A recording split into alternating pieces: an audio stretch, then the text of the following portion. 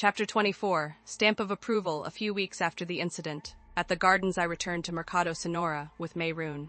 This time, I didn't wear a disguise, but Mayroon was broadcasting a simple "please, do not approach" message that could be seen with ocular implants. The overpass that stretched over the market cast a long, broken shadow over the stalls.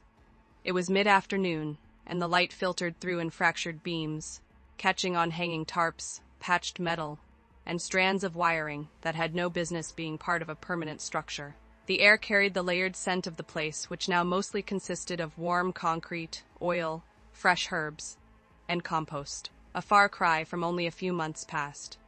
Smoke from a food cart that was just a little too generous with its spices lingered in the air. The market was alive, not in the chaotic, desperate way it had been months ago. Not in that same way of scrambling survival or desperate edge it used to have. It was alive in a new way. It was more organized, intentional, functional. I stood just off to the side of the main walkway. With Mayroon behind me, I was small enough that I didn't block traffic. My hands rested lightly on my hips as I watched a woman carefully demonstrate how to layer soil in a shallow crate. The crate itself had once been used to ship machine parts. Now it had a neat little cross-section of dark compost, sand, and lighter topsoil. A handful of people leaned in, watching closely. The woman spoke with confidence as she explained drainage, root depth, and how to compensate for the region's tendency toward sudden heavy rain. Her instructions were spoken in a way that suggested practiced experience, not rehearsed, but not wholly ad-lib. She got her points across while answering questions, or adding little details. My head tilted slightly as I listened to her. She wasn't doing things the way I would have exactly, but her method was sound, and it worked. That much I could tell immediately just from watching her. The nearby plants in her stall were proof enough. They sported thick leaves with healthy color and no signs of stress. A faint smile tugged at my lips. Mayroon noticed what I was watching. Different layering ratio. I dwindled. I nodded. She's compensating for runoff. It's smart. She's letting water pass through faster, then retaining just enough that the plants get what they need to stay healthy. My gaze lingered on the woman and the group, watching her for a moment longer before I shifted, turning to take in more of the market. It had grown, not just in size, though that was also true. Stalls extended further now, pushing outward into spaces that had once been empty or avoided. But more than that, it had grown in confidence. People weren't just selling the same old things. There was a large variety of homegrown produce. People were sharing things, teaching and explaining means and ways of going about being self-reliant. Livestream rigs simple, and many of the improvised sat at the edges of several setups. Old cameras mounted on scrap metal frames. Portable batteries wired in ways that would make most engineers sweat. Someone had rigged a rotating stand, using what looked like part of a drone gimbal. My influence was everywhere, it seemed. Thankfully, however, it wasn't the center of it. It was more inspired or adapted. And yet, even as my eyes drifted across the space, people still glanced my way. Not constantly, not in a way that disrupted what they were doing, but enough to make me feel like they were checking for approval or to see if I was watching them. It was enough that I noticed, and that it lingered on my mind. "Does it feel weird?" Mayroon asked lightly as he looked down at me. I exhaled softly through my nose. "A little." He shifted. "You built this." I shook my head almost immediately. "No, I didn't. You started it," he amended. "I showed people a few methods and that it was possible," I replied. "That's all." He didn't reply, but I could tell that he was amused by the distinction I was trying to put between myself and what we were seeing. I turned back to the demonstration as the small crowd began to disperse. Some people lingered to ask questions. Others moved on to the next stall. The woman wiped her hands on a cloth and adjusted the angle of her camera. There was a rhythm to it now, a flow that didn't require me to maintain it because I had started it, and people had picked it up and continued with it. My fingers curled slightly against my hips. I wasn't sure how to feel about that. A flicker of movement at the edge of open space between stalls caught my attention. A small group had gathered. They weren't browsing or watching a demonstration. They were standing together, close enough to suggest a collective purpose, but not so close that they appeared confrontational. Not packed in a way a group might be if they were ready to be aggressive or go on the defensive. They were waiting. When my eyes settled on them, they noticed. One of them, a man in his late 20s, maybe early 30s, straightened slightly and said something to the others. A woman beside him nodded. Another shifted, adjusting the strap of a worn bag slung across her shoulder. They started toward me. Mayroon bristled as he noticed the shift immediately, his posture tightening just a fraction. "You've got company." They're ignoring the message. "It's all right." I looked up at him, giving him a smile to put him at ease. "They don't look like they want to start anything." I waited for them to get to me. They approached at a measured pace, no hesitation, but no aggression either.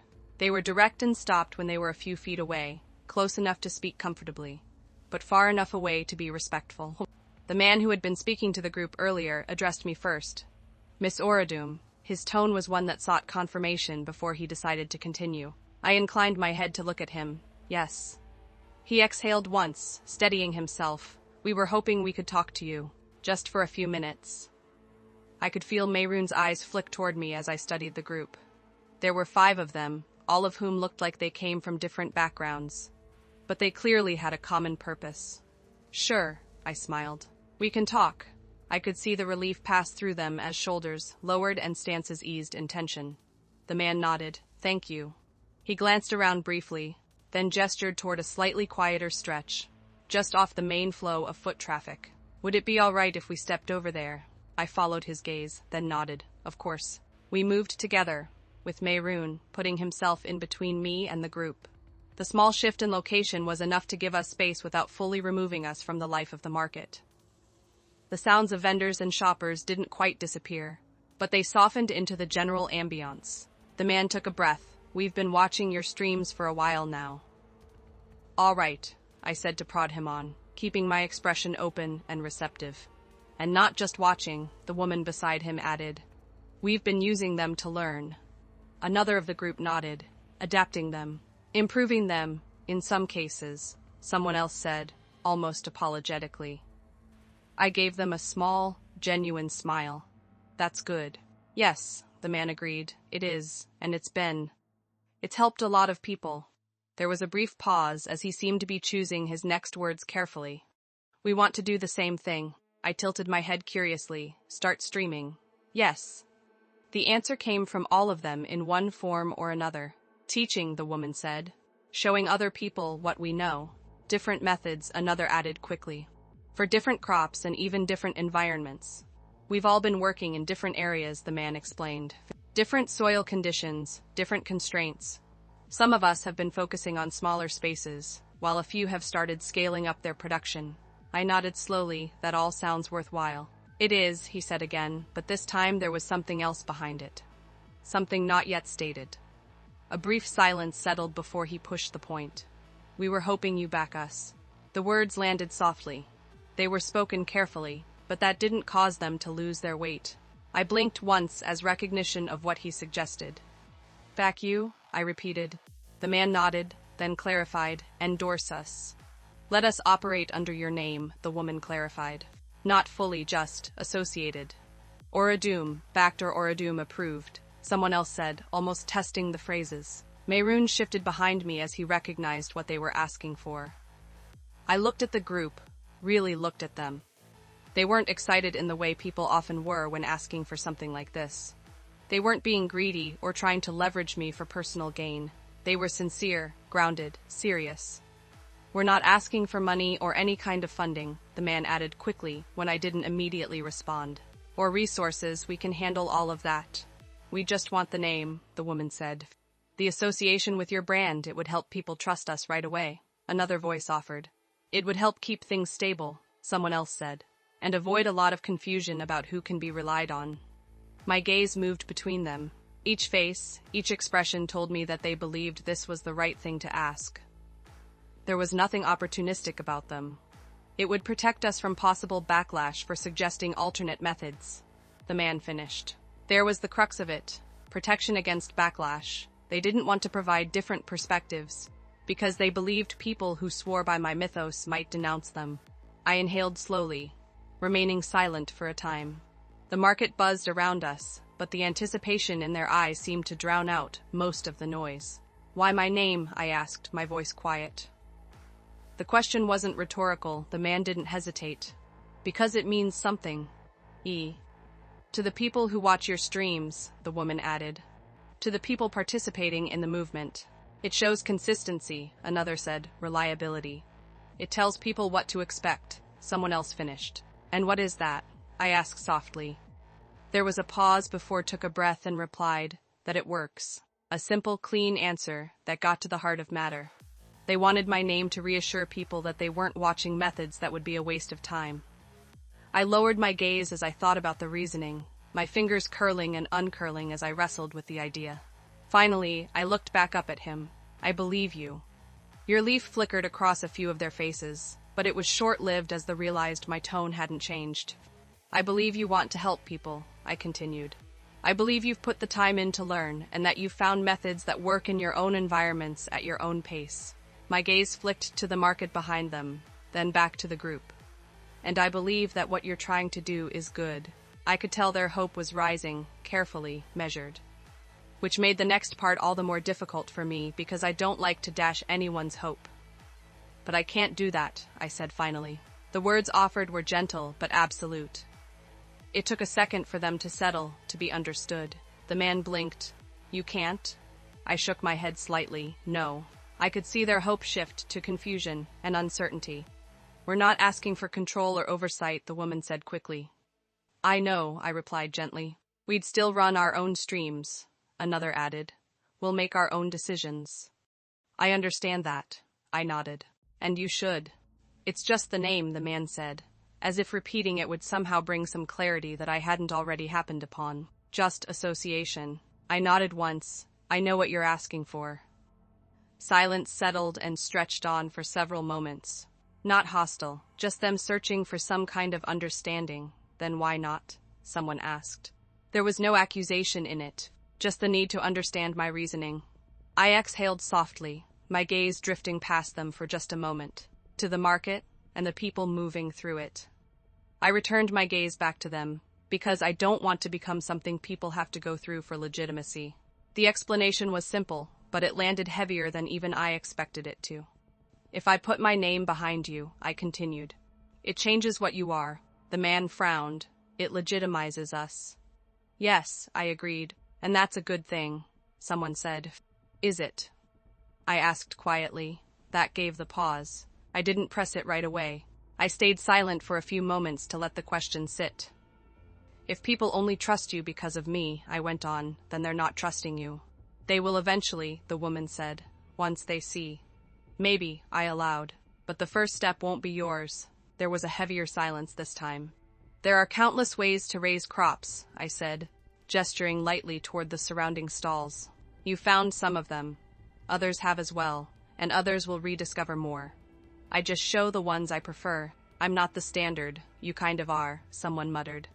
I pressed my lips together briefly. I'm not supposed to be.